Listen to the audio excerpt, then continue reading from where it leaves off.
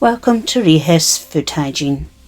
This is an introduction to the food hygiene course. So REHIS is the Royal Environmental Health Institute of Scotland, and this is an elementary course of food hygiene. So the whole course we'll start off with an introduction to food hygiene, then we'll go on to bacteria and their characteristics. The third lesson will be on incidences of food poisoning and its prevention. Personal hygiene and the working habits of the food handler will be next. Then it'll be working environment, that's the hospitality industry. And then we've got common food pests and their control. Finish off with cleaning practices, and then HACCP, which is hazard analysis, critical control point, and food safety legislation. There will be an assessment at the end of it. It's a multiple choice and you need 60% to gain a pass. To show progress today, you should be able to explain what is meant by food safety. You should know the terms of food poisoning, foodborne infection, food contamination and food safety hazards, and you should be able to recognise the benefits of high standards of food hygiene.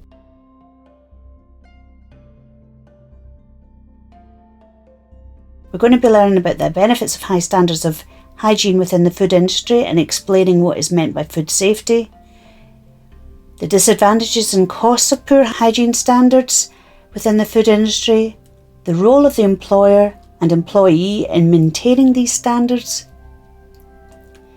the terms food poisoning, foodborne infection, food contamination and food safety hazards, and the fifth one will be on the incidence of food-related illnesses within Scotland over the previous 10 years. So what do you know about food hygiene?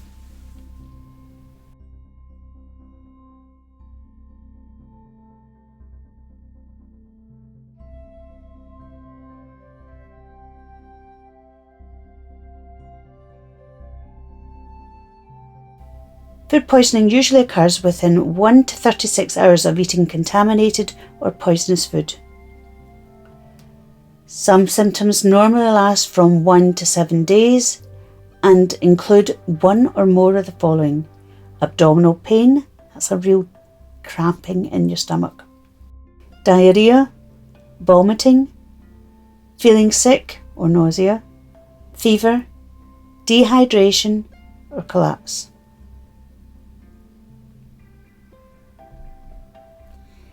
Every day, thousands of people in the UK suffer from food poisoning. Many of these will be very ill and some of them will die. And the most at risk include very young people, babies and infants. So very young, pregnant women and their unborn babies, elderly people and sick people and people with weakened immunity, those who've just come out of hospital and things like that. So sick people and people with weakened immunity, the elderly, pregnant women and unborn babies, and babies and infants, very young people.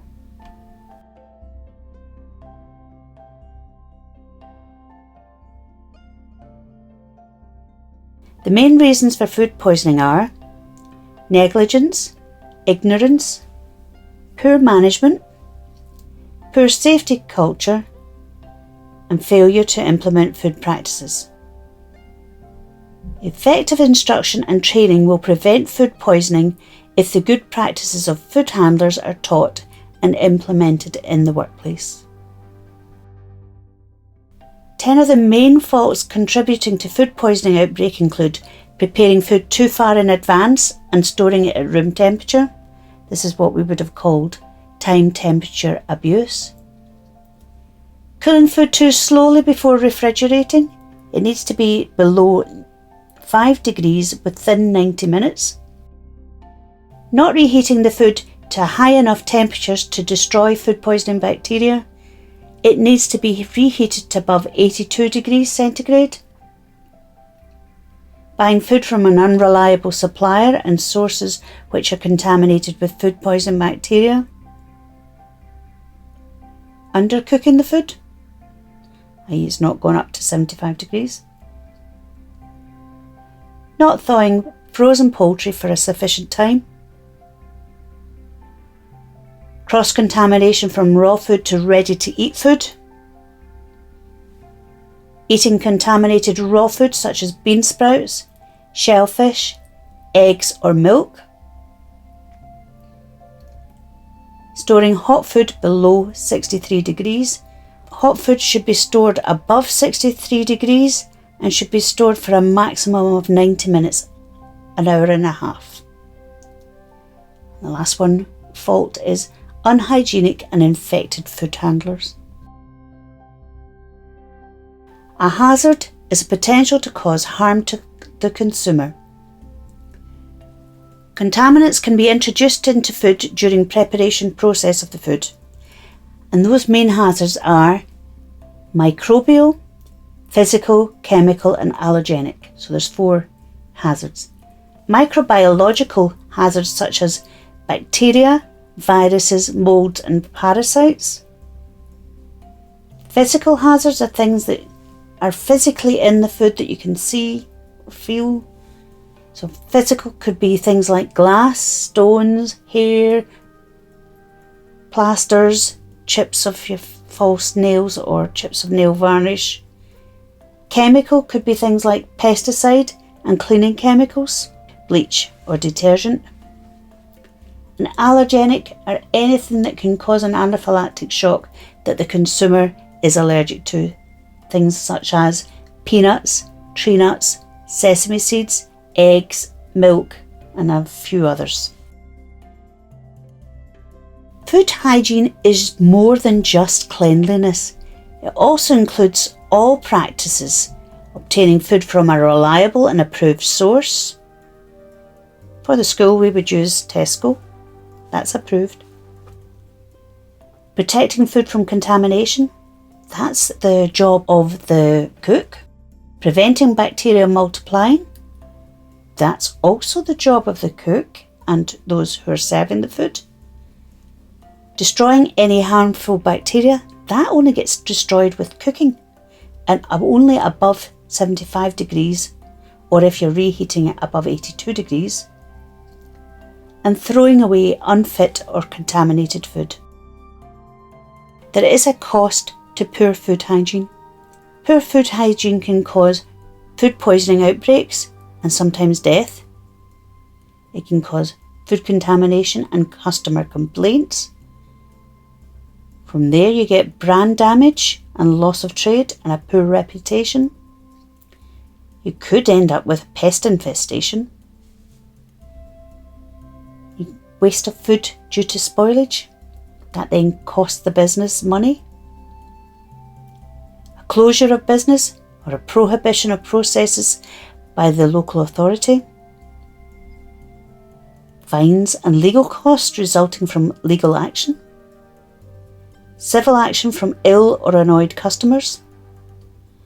Poor morale and often high turnover of staff. And lower profits. These are all costs from poor food hygiene, and they can all be prevented. If a business loses money, employers may lose overtime, bonuses, and they may even lose their jobs. It's in everyone's best interest to observe the highest standards of food hygiene.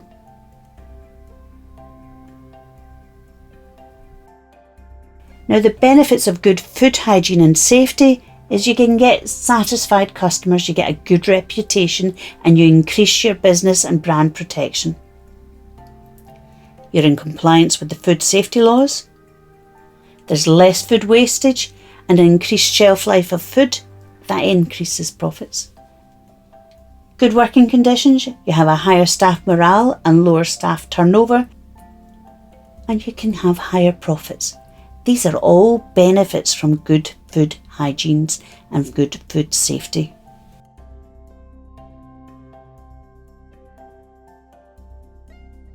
In Scotland, it's estimated that there are 43,000 cases of food poisoning or foodborne illnesses annually, with 5,800 GP presentations and 500 hospital admissions.